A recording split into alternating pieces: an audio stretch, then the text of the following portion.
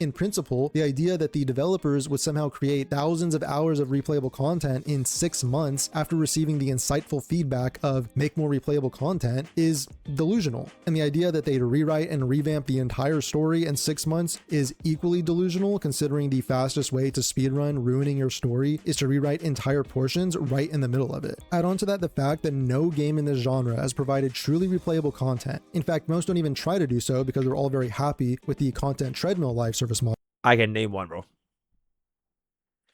Currency War, right? That's my go.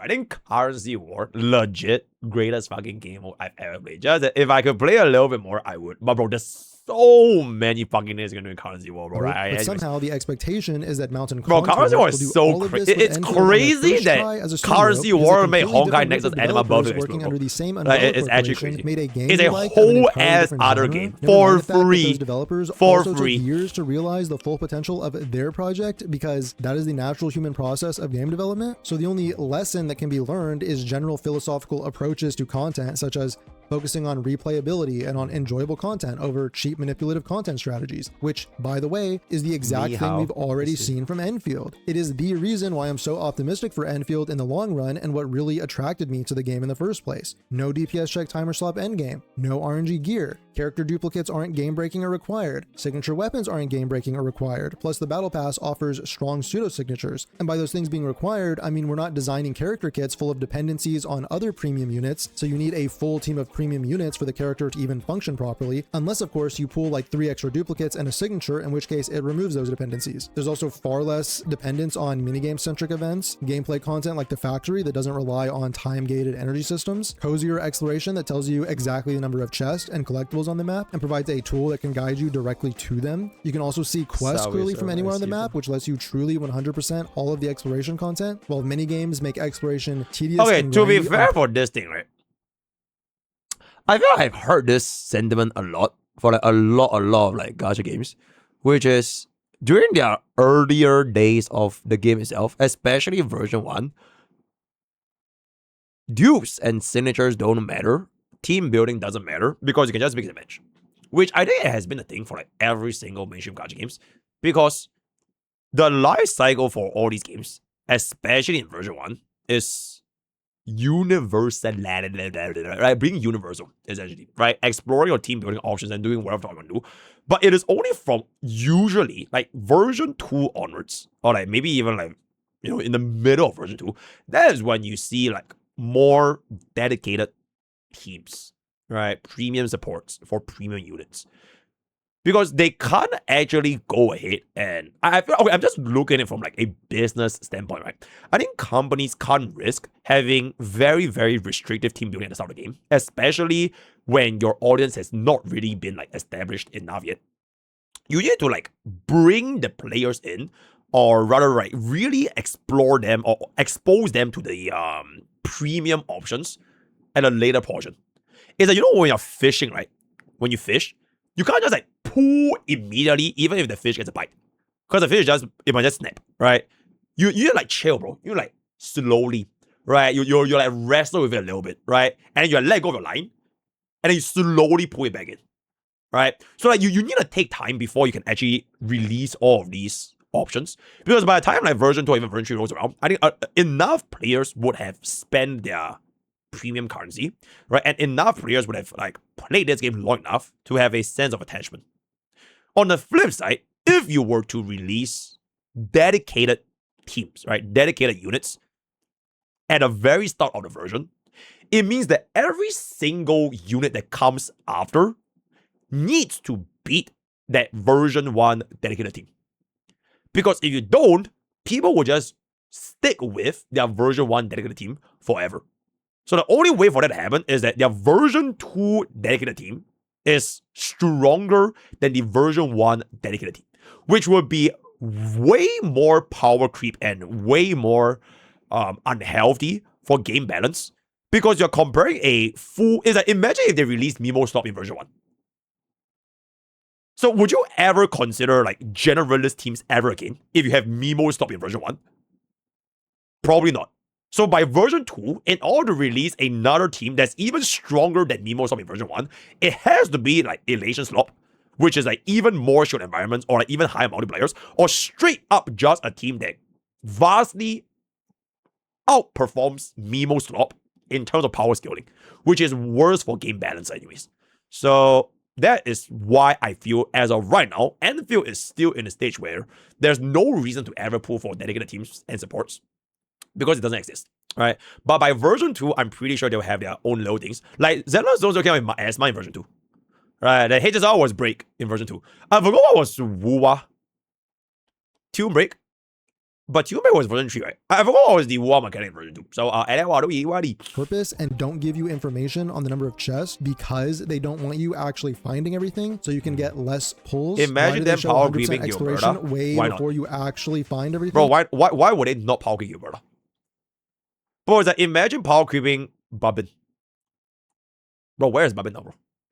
Bro, like all these units, I feel like it is just a matter of time, bro. And then they're like all gonna get like better replacements in because they want you to miss negative status, yeah. Alright, Zani. Really big yeah, look at what happened to Zani, bro. Away with some of the most entrenched aspects of the gacha genre, and yet they did them anyway. Yeah, time will always happen a different kind of culture in the development studio, and yet none of these aspects are mentioned or given the credit they deserve. And in fact, we've reached the point where many of these things are actively criticized when they are actually massive steps forward in the genre. For example, with this whole content crisis situation, I'm seeing this yearning for Enfield to have this monthly refreshing copy of Spiral Abyss or Tower of Adversity, as if 15 minutes of DPS check timer slot content per month timer slot having nothing to do. Okay, now that I've said all of that, I have to clarify again that none of this means we shouldn't provide feedback to the devs or that there aren't things to improve with the game. I have story and writing and gameplay feedback that I continuously give. In fact, it's good to keep giving that feedback in surveys and talking about it online, but it's possible to do that without... I get that this guy, I think at this point of the video is almost over anyways. It's like he doesn't like content if the content is gonna be slop content. I think that is the general takeaway I got from this video. Right? Like he would rather not have timer slop videos like Spiral, timer slop content like Spiral Abyss or whatever the fuck, right? The towers, right? And instead just have like unique and characteristic contents related to Enfield so that it is a breath of fresh air for him. But because of this preference that they prefer to have no timer slot content and just wait for more unique things, I think it will be... It doesn't address the fundamental issue where a lot of these timer slot content have an underlying objective of making the player use the units that they built for a PvE endgame.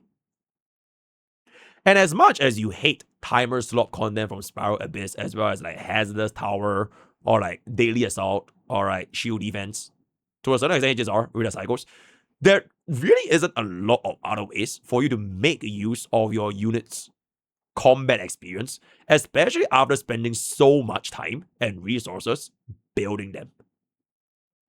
So why not have these kind of like timer slot content and then get the clears, right? You can try, you could zero cycle, right? Like if people really wanted to like have fun with units, they should have an option to do so. Right, you want a zero cycle Spiral, you want a zero cycle like CC or like the equivalency of like CC, right? You get a 4P zero long. Like you could.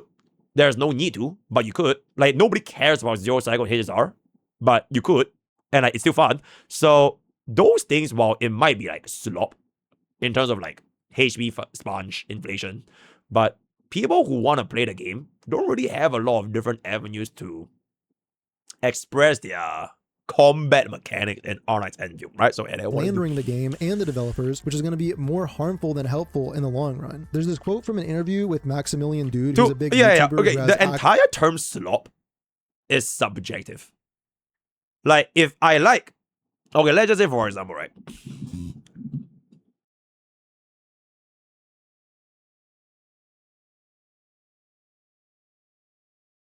I like matcha ice cream.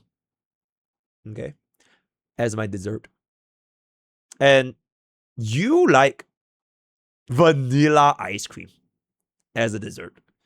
And if I were to go to a restaurant and you were only able to choose one option, right? I'm gonna pick matcha and you're gonna pick vanilla. Bro, I'm gonna say you're eating slop, bro, because matcha is so much better. And then you might say, I am eating slop because vanilla is so much better. Because they cannot fathom the idea that you can make a preference, right? You can prefer something else beyond the other. And therefore, if you do not enjoy the same preference that I am enjoying, you are essentially consuming slop content. A very, very crude example, but I can definitely see this example being very applicable to a lot of situations. Experience here. Working closely with I mean, if you can eat both at the same time, right? If you can have both vanilla and matcha ice cream, I don't think you will call each other slop because you can just have both. But realistically, this is not possible in the gacha game, right? You can't have your cake and eat it at the same time. So you have to make a choice. And if you have to make a choice, then it means that if someone else makes a different choice from you, they might not be able to fathom why they would make a different choice, and therefore your decision making leads to you consuming slop content. So learn that like developers accepting criticism is a weird thing, because they're also people. So when you make content, you have to be like very specific about what you do, because most of the time, in the same way that we make content, we see people react to our shit. You get people that are just purely negative, and you're like, damn, just a hater. I will never get them on my side. I can write that bitch a check for $1,000. Their opinion would not change. So in the same way, developers look at the big haterade content for a lot of games and go like, that's not our core audience. That message doesn't actually matter. Like, we don't need to appeal towards them. But I just realized this like, might be one of the longest videos I've ever done so far. And I didn't know this video was going to be that long. Okay, but to be fair, it has like a lot of very interesting talking points though. And I'm glad I watched this. This was a very nice video. Really important to me. Very discussive video. And our last stream as well, before I tried the laptop setup. So that was holy Shoutout Mari. And eventually Anvil doesn't have that same endgame as Hoyo Wuwa, so we can't just mention flagship teams, blah, blah, blah. Okay, let me just pull this up right here. Because it's kind of the endgame that birthed these kind of meta. We still have no otherwise the meta investment trend Anvil. I feel like it's like 大同小异, bro. Because I can't see Anfield in a different trajectory to Art Knights. Maybe Art Knights doesn't have such things, because it's like the tower defense, and it's not a mainstream gacha. Anfield is, I would say, comparatively speaking, a more mainstream gacha that's open world and has these kind of like combat challenges. And the easiest way for developers to sell teams and sell new units, besides like lore and like fan service or whatever, it is their performance in endgame content, right? So if there's gonna be a performance in endgame content, there's gonna be shielding environments, and there's gonna be shielding environments. They're gonna sell one unit as a package with other unit. It's like a set meal, bro. Right? They will definitely try and sell a set meal. And then you as a consumer will enjoy the set meal slot, right? The lunch bonus deal slot, right? It's like easier to it's a favorite, right? Chef's recommendation. But like if you want to play other teams, it is not gonna have as much recommendation from the chef, right? So I think it's probably gonna happen unless there's another way they can balance out a unit. So yeah, they will get mad at you. It happens every single time.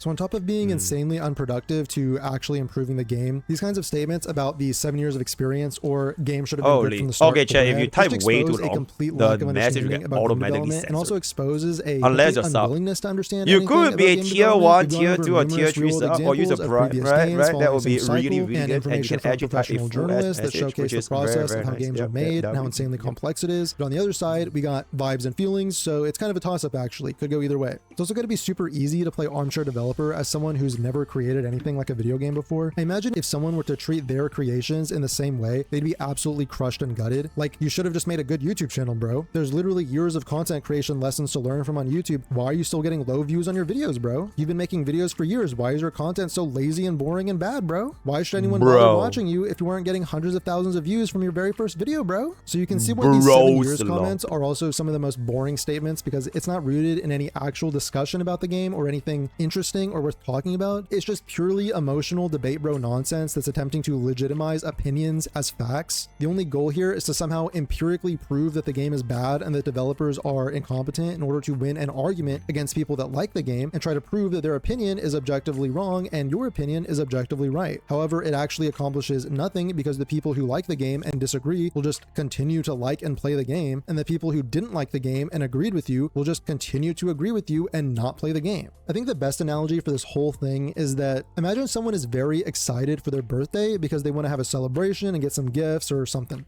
They know they have to wait a year each time for their birthday to roll around. Now imagine that person just starts throwing tantrums on random days, complaining why it isn't their birthday yet and why can't the laws of physics bend to their desires so that the earth can spin faster and travel quicker around the sun. Now imagine you have to listen to those tantrums every 2 weeks. Now imagine that when their birthday finally rolls around, that person turns around and smugly proclaims that it was all due to their whining that caused their birthday to finally arrive. This is the hell we live in. Alright, so I'm assuming this video will give birth to the elitist Vulpes persona, and I think we tried to fight it for as long as we could, but it was inevitable. It was always going to happen. Make sure to show this video some love, like and subscribe if you enjoyed it. There it is, right? Thank you, Mr. Vulpes, for the absolutely incredible video. Whether or not I agree or disagree with his points, I think we can fundamentally acknowledge that this was a good thought-provoking video compared to our usual dinner slop video, right? So thank you, Mr. Vulpes. Before we boink, I feel an analogy I can make for the Enfield content situation is something like this, right? Uncle Pokke, right? Uncle Pokke's final sentence, right? Imagine that you were... Okay, I always like to refer to like gacha games as like restaurants. Like food places. Because I like food. Call me Mr. Chef, right? So like, let's just imagine, right? Enfield is a brand new established restaurant from the previous IP called Enfield. For Art Knights, right? So they made a huge name for Art Knights to open up a brand new restaurant called Art Knights Enfield. Alright. So their initial launch had the usual dishes, right? The chef's recommendations, they are like very standard with a lot of their competing neighbors with regards to the food industry, right? You have your the story slop, right? The exploration, right? The fan service, right? The aboba, right? They added more things, right? So maybe you have like the rain drizzling on her ass cheeks, right? You can see like more color details, right? The factory building, right? So there are definitely still like unique things that they are selling in Art Knights Enfield restaurant. But in the restaurant industry that is gacha games, there is this one thing that is always in every single restaurant. And that is the dessert. Alright, the dessert. You know, like, if you guys watch like JJK, there's this guy, is like, oh my god, I want to eat dessert, bro. But like, he was never satisfied with dessert, right? Like that guy. So like, every single gacha game, or like, most of these like mainstream gacha restaurants, they have this dessert called the endgame content, where you have your option of either having a very simple dessert, right? It could be like a mini cake, right? It could be like one scoop of ice cream, right? Or you could also go for something extravagant, right? You could go for like the triple, quadruple decker cake with like jelly ice cream, mochi, don't know what fuck. There's like, you could customize that shit, right? For like the initial launch, depending on what's your appetite. Is your appetite casual? Is your appetite elitist? Like, how much dessert do you want to eat, right? So I think Art Knights Enfield, essentially, they had dessert, but the dessert was only limited to a very basic option. So you didn't really have a lot of like customizable options for your dessert. So players that want to have more dessert, they will leave Art Knights Enfield's restaurant feeling unsatisfied, because desserts are what completes your meal. Right? Okay, I'm not sure if I'm the only one that does this, but like, I feel that something is wrong if I don't eat something sweet. Or maybe I just have a sweet tooth. Like, at the end of every single meal, I have to eat something sweet. It could be like a protein shake. Like, if I'm at home, like, I'll eat like a protein shake. Or like, I'll eat like some like cereal or like bread. Like, I always have the sweet tooth. Or like, if I go out with Faisal, right? At the end of like every meal, we'll always go for dessert. Like bingsu or like bubble tea, like whatever it could be. Like, but okay, that's just me, right? I am someone that I need to have a dessert out I'm not eating. So if I went into Art Knights Enfield restaurant and I go to the restaurant a couple of times and I try the food, right? The main course and everything, great, right? Story, presentation, everything is all great. But like, the dessert is just like, okay, let's just imagine chocolate, vanilla, and strawberry ice cream. Nothing else. It's all right? It's not bad, right? It's not a too bad of a dessert. But it's not enough. And I think what the R9 Enfield restaurants initially planned is that we will not expand our dessert department because we have this brand new appetizer called the factory building. All right, this brand new appetizer will leave you so full that you have no more room for desserts or like really, really like extravagant desserts. All right.